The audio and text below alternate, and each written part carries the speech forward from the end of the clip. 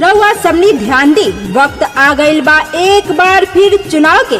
5 साल के बाद और इस चुनावी जंग से चुने के बाद एक ऐसा उम्मीदवार जे सबके सुख दुख में साथ देवे वाला होई, ईमानदार और शिक्षित होई।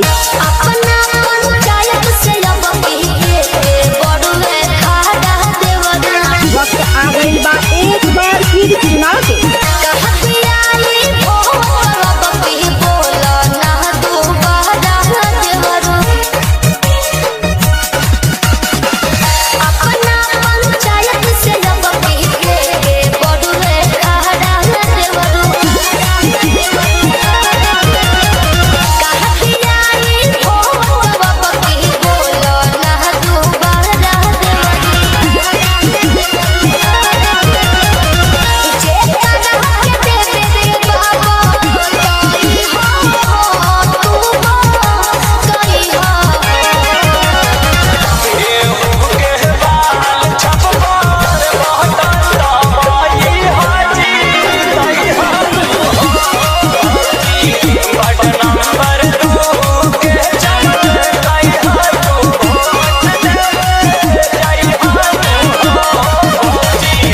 मतदाता साथियों, एक बार फिर मौका आया है पंचायती चुनाव का और आपको चुनना है एक ऐसा उम्मीदवार जो आपके पंचायत में विकास ला सके।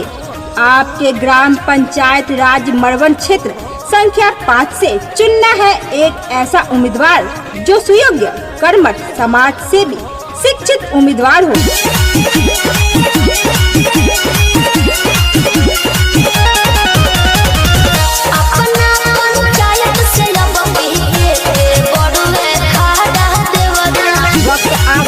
एक बार फिर चुनाव के।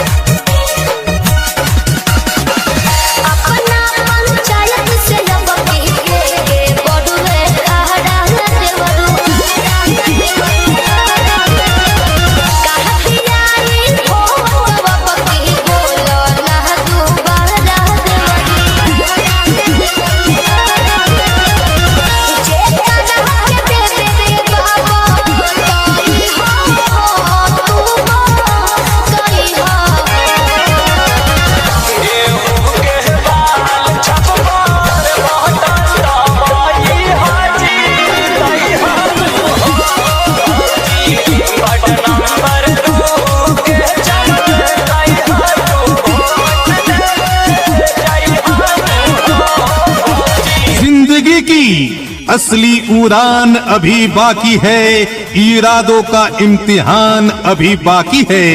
अभी तो नापी है मुट्ठी भर जमीन, अभी तो नापी है मुट्ठी भर जमीन, सारा आसमान अभी बाकी है।